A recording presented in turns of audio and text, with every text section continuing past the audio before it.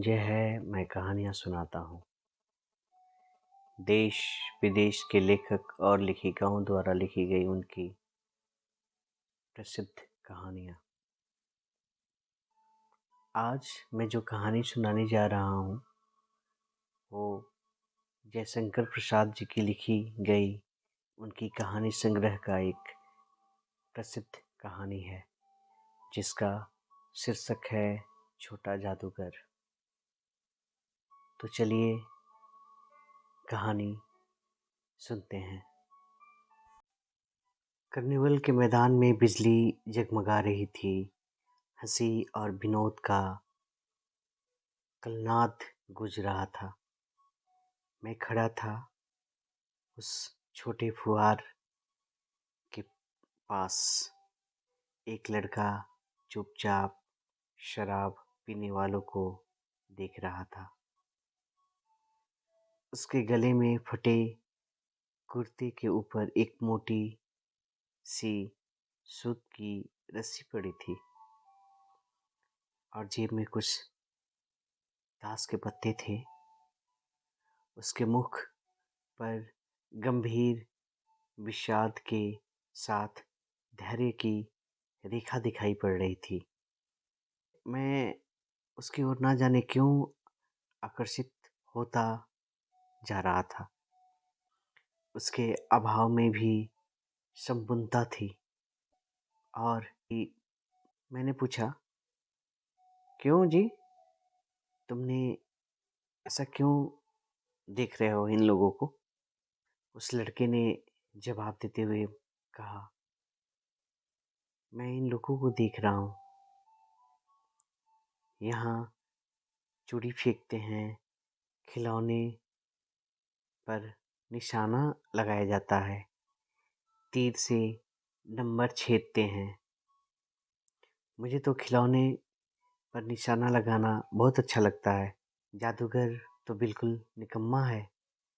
उससे अच्छा तो ताश का खेल मैं ही दिखा सकता हूँ। उसने बड़ी प्रगल्भता से कहा। उसकी वाणी में कहीं रुकावट न थी। मैंने उससे फिर प्रश्न किया, और उस पर्दे में क्या है? वहाँ तुम गए थे ना? नहीं, वहाँ मैं नहीं जा सकता। वहाँ जाने के लिए टिकट लगता है। मैंने कहा, तो चलो, मैं वहीं पर तुमको लेकर चलता हूँ। मैंने उस अबोध बालक को मन ही मन अपना मित्र बना चुका था। उसने कहा, वहाँ जाकर क्या कीजिएगा साहब?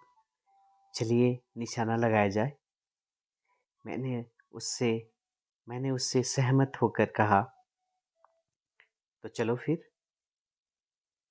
पहले कुछ शरबत पी ले। उस लड़के ने स्वीकार सूचक सिर हिला दिया। लोगों की भीड़ से जाड़े की संध्या भी गर्म रहती है। हम दोनों शरबत पीकर निशाने लगाने चल दिए। चलते चलते मैंने उससे पूछा, तुम्हारे यहाँ कौन कौन है? उसने जवाब देते हुए मुझे कहा, माँ और बाबूजी। बाबूजी जेल में हैं और माँ बीमार। मैंने उसे प्रश्न किया, बाबूजी जेल में क्यों हैं? उसने गर्व से बोला, देश के लिए ना साहब। और तुम्हारी माँ बीमार क्यों? उसने जवाब दिया, माँ का तबीयत हमेशा खराब रहता है। उसके मुंह से तिरस्कार की हंसी फूट पड़ी। उसने कहा, तमाशा देखने नहीं, दिखाने निकला हूँ। कुछ पैसे ले जाऊंगा तो माँ का दवा लाऊंगा। मुझे शरबत ना पिलाकर आपने मेरा खेल देखकर मुझे कुछ दे दिया होता तो मुझे अधिक प्रसन्नता होती। मैं निःशब्द उसे देखता रहा। वो मात्र 13-14 वर्ष का लड़का था। जेल में जब कुछ लोग खेल तमाशा देखते हैं तो क्यों ना मैं दिखाकर माँ की दवा करूं और अपना पेट भरूं। उसने मुझसे कहा। मैं लंबी श्वास लिया। चारों ओर बिजली के लट्टू नाच रहे थे। मन व्यग्र हो उठा। उसने कहा, अच्छा चलो निशाने लगाया जाए। हाँ साहब, मैं सच कहता हूँ, माँ जी बीमार हैं इसलिए मैं नहीं गया जेल में। जेल में लोग तमाशा देखते हैं। वहाँ जाने के बाद मैं माँ की दवा और अपना पेट भर सकता हूँ अपना तमाशा दिखाकर। हम दोनों उस जगह पर पहुँचे जहाँ खिलौने को गेंद से गिराया जा रहा था।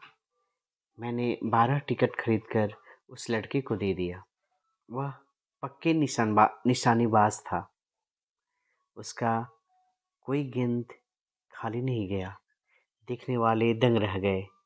उसने 12 खिलौने को बटोर लिया, लेकिन उठाता कैसे? कुछ मेरे रुमाल में बांधे गए, कुछ जेब में रख लिया और कहा, बाबूजी आपको तमाशा दिखाऊंगा कभी। और वो 9-2-11 हो गया। मैंने मन ही मन कहा, इतनी जल्दी आँख बदल गई क्या? मैं घूमकर पान की दुकान पर आ गया। पान खाकर बड़ी देर तक इधर-उधर घूमता रहा।